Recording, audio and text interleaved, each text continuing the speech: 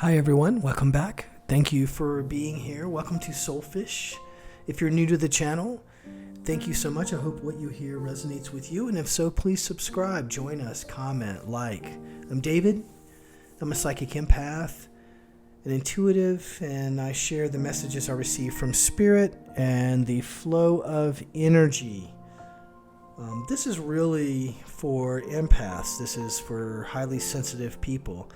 But also if you know somebody or live with them that might be an energy sensitive, this would be a really great bunch of information for you. You may find some nuggets here, even if you're not energy sensitive too, So check out my daily energy readings if this is of interest.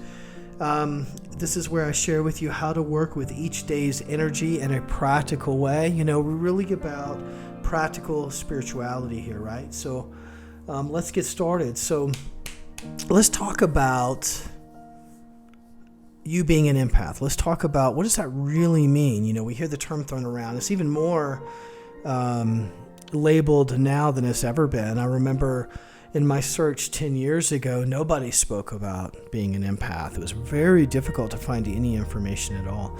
In fact, I had to look to literature, esoteric literature, thousands of years old, just to understand what we really are. So as an energy sensitive, my belief system first is that you are a medicine man. You are part of a bigger club.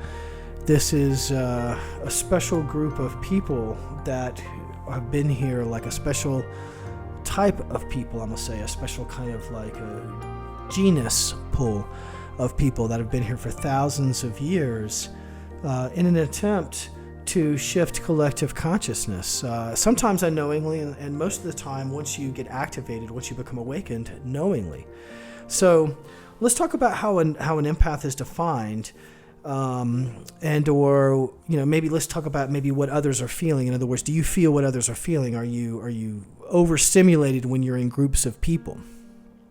Do you know things about others, especially strangers, that you really shouldn't know logically?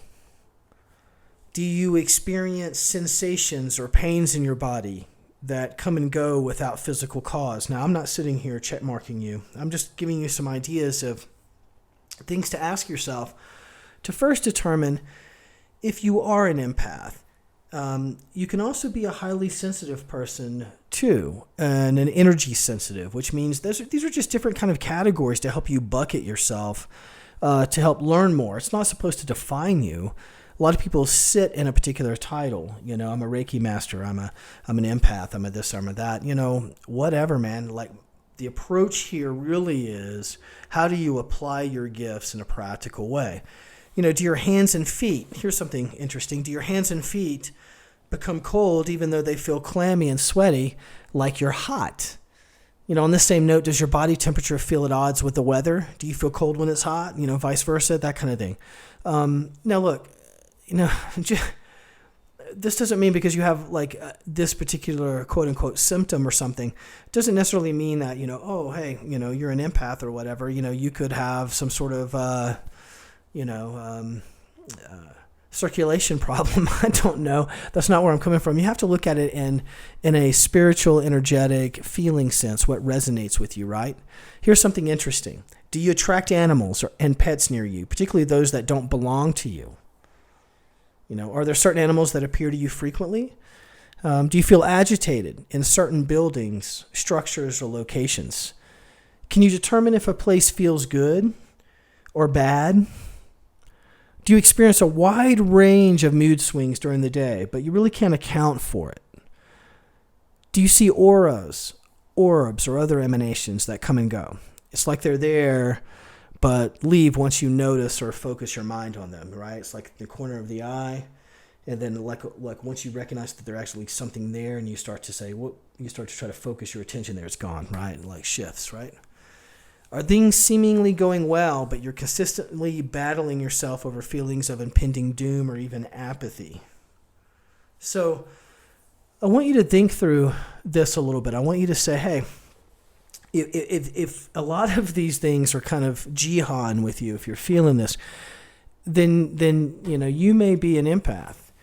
And that doesn't mean you're broken. It actually means you were given extra stuff. You were given extra tools, extra antennas, extra ability to process, but you just weren't shown what that really meant. You weren't shown how to use these gifts so that they are actually gifts instead of a curse, right? So that's really what this is about. I really recommend I rarely recommend other people, but I really like Crystal Broderlow's description of different characteristics that empaths have, or different other types of psychic traits. So let me give you a few examples. I'm going to use their regular names that you may have heard of. So for example, psychometry, the empathic ability to receive energy, information, and impressions from objects, photographs, or places. Telepathy, that's the empathic ability to read people's thoughts. Mediumship, that's the empathic ability to feel the presence and energies of spirits. How about physical healing? This is an empathic ability to feel other people's physical symptoms in your own body, and often the ability to heal, transform, or transmute them. Emotional healing, the empathic ability to feel another person's emotions. Animal communication, the empathic ability to hear, feel, and communicate with animals. Nature, the empathic ability to read, feel, and communicate with nature and with plants.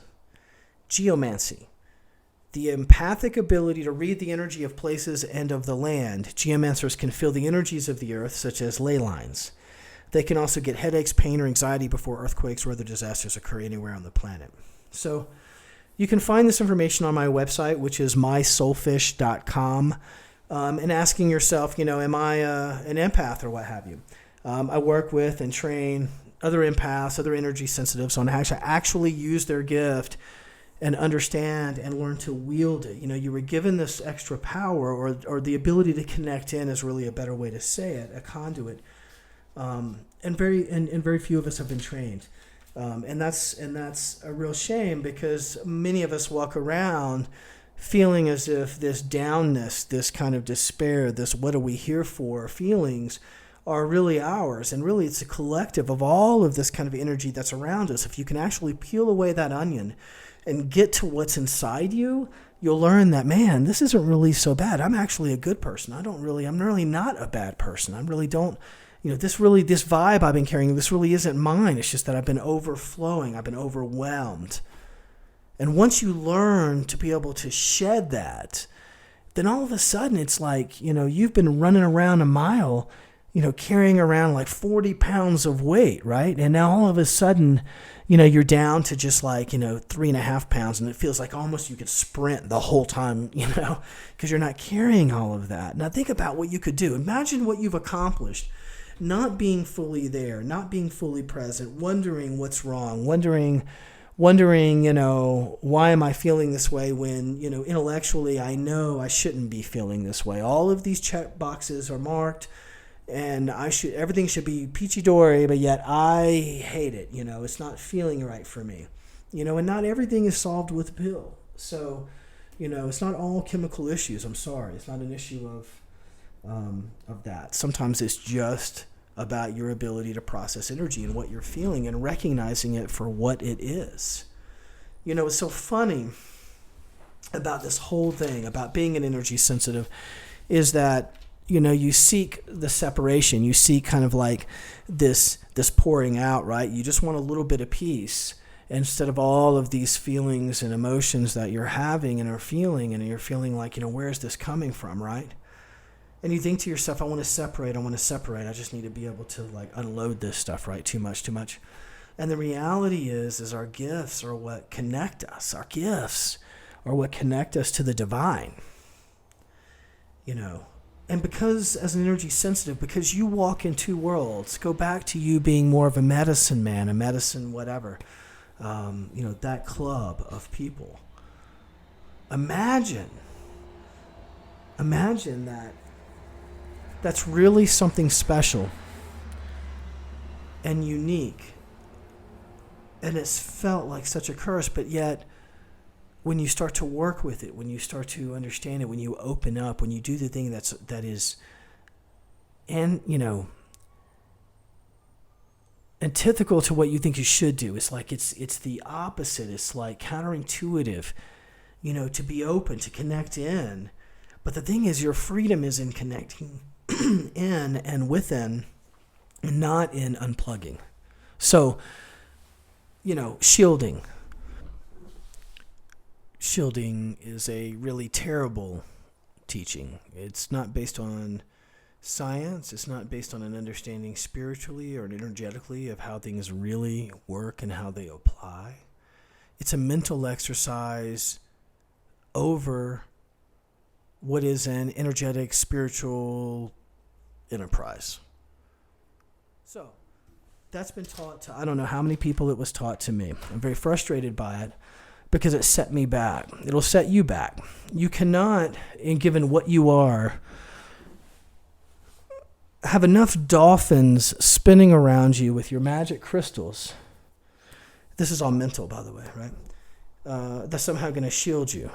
These are mental applications that are supposed to put you into a state, right? As if, okay, I'm now protected and now I can go into this place. Let me explain something to you and why that's the wrong impression. And this may be a multi-part series, I think, because I'm seeing the time and we're running long on just this aspect, but I've got to stress this, and I'm going to do a whole separate video on why shielding will not work, and what you can do instead. But in this case, I need to caution you. When you create resistance, okay, so imagine yourself in a bubble and all of this stuff is hitting your bubble. When you create this resistance, you are actually understand that the way this place works is that whatever resistance you put up, there's an equal and opposite action that's coming to that, right?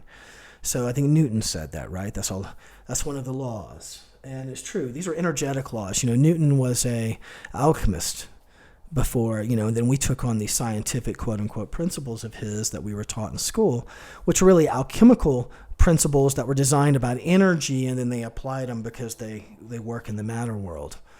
That's my simplification, but there's a bigger thing going on here. So I want you to understand first and foremost that A, you're not broken. If some of these things we've talked about as an empath, as far as what we feel, what we are, what we're able to determine through the information we process, through spirit, through energy, through emotions, through vibration, through sound. These are all, I'm going to say, psychic abilities. Let me explain what Google has to say about this. I think you'll find this interesting. You ready for this, right? Here's Google's explanation, laughable. Hey, empath, chiefly in science fiction, parentheses, a person with paranormal ability to apprehend the mental or emotional state of another individual. But keep in mind, that's only in science fiction. So for me, as almost 50, for the life that I spent feeling like shit for 35 years, that was chiefly in science fiction. So the first 35 years of my life, I don't know about how many of years of your life, I'm not sure about all of the people that I work with every week and all of the years of their life, that was chiefly science fiction. But I can assure you, waking up today, that's not the case.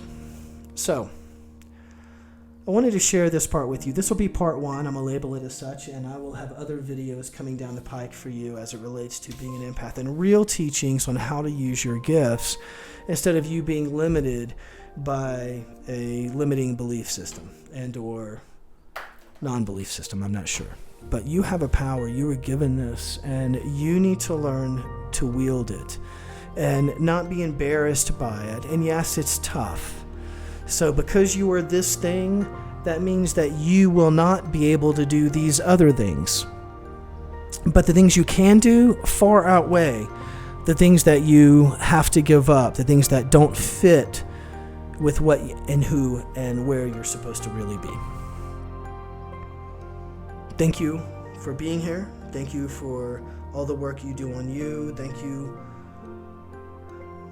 Thank you for listening and for trying to apply what I'm attempting to share.